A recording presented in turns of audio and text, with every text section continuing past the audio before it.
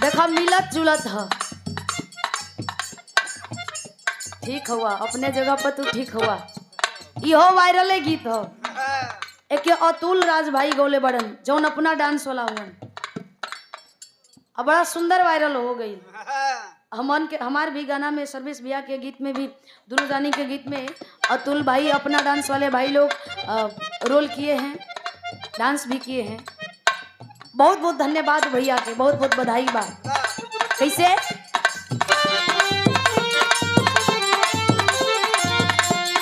देवर कोनो भौजाई से कहता देखी गीत होई लेकिन गीतन में 1% अश्लीलता ना मिली। कैसे ना चलू तू झक्का छोरिए भौजी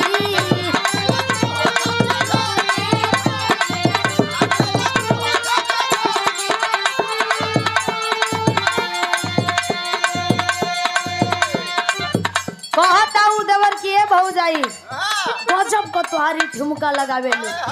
कैसे ना चलू तू धक्का छोरिए भौजी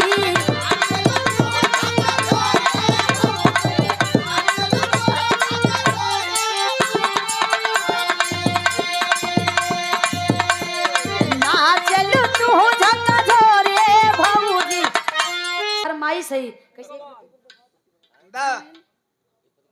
नहीं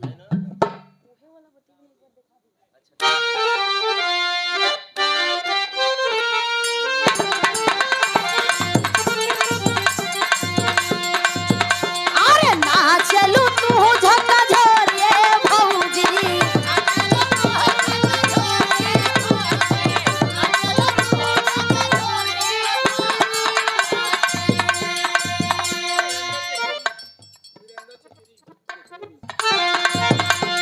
ना चलू तू झक्का झोरिए भौजी एने ओने हिले तोर कमर मोरी भौजी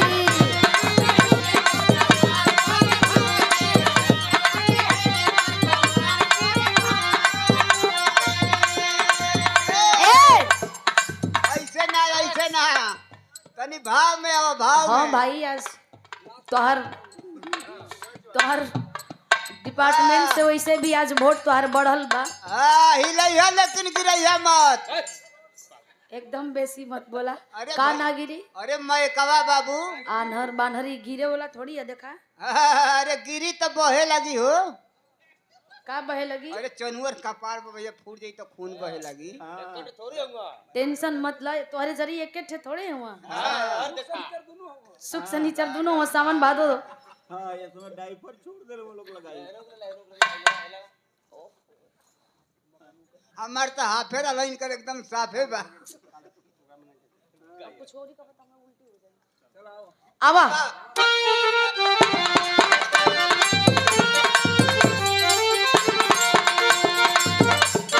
ना चलू तू झक्का छोरिए भौजी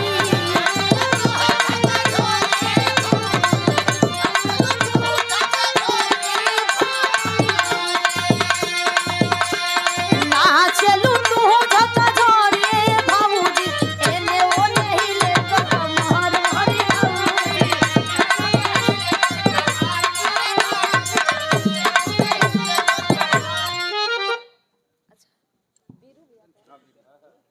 घेरे में है। आज तो हर 10 अंगुरी नहीं 20 अंगुरी घी में हो। हम तो नहीं जानत रहनी हो तो ओ से का तू देख ला अपने हिसाब से। हाँ बहुत बहुत प्रणाम पहुंचे भैया की ओर से 100 रुपया देल गेल। कैसे ए ना चलू तू झक्का झोरिए भौजी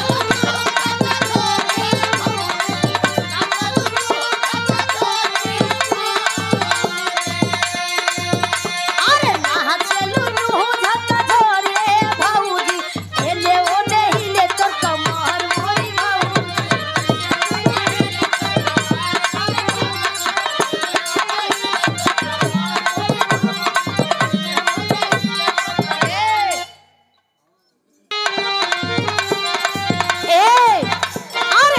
देसी देसी ठुमका लगावो तारू ए हो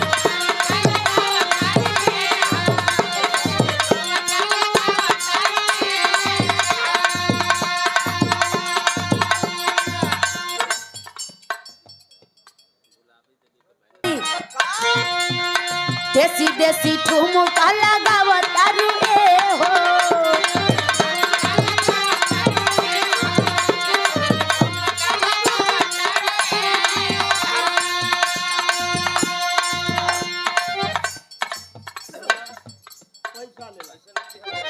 वैसे ना दी हम पूरा घोड़ी अठे के कहत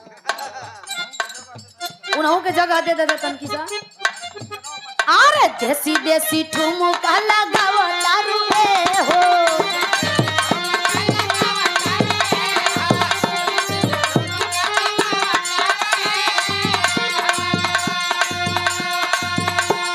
कहनावा के झुमका ले आई तोहर के हो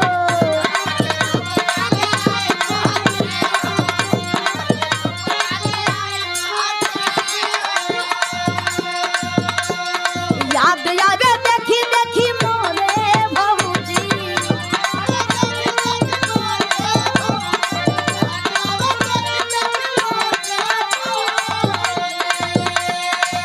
अरे याद आवे देखी देखी मोरे भौजी एने ओने हिले तो कमर मोरी भौजी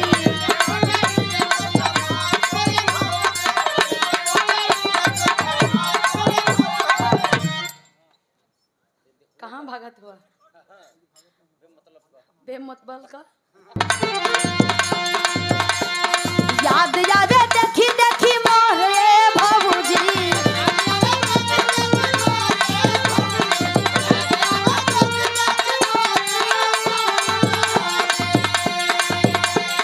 याद आवे देखी देखी मोरे भौजी एने ओने हिले तो कमर मोरी भौजी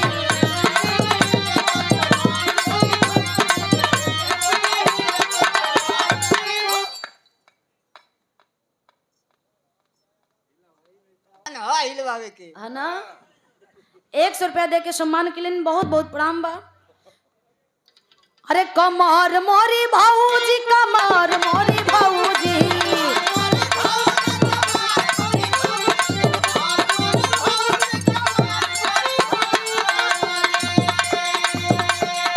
हिले मोरा भौजी हो हिले मोरा भौजी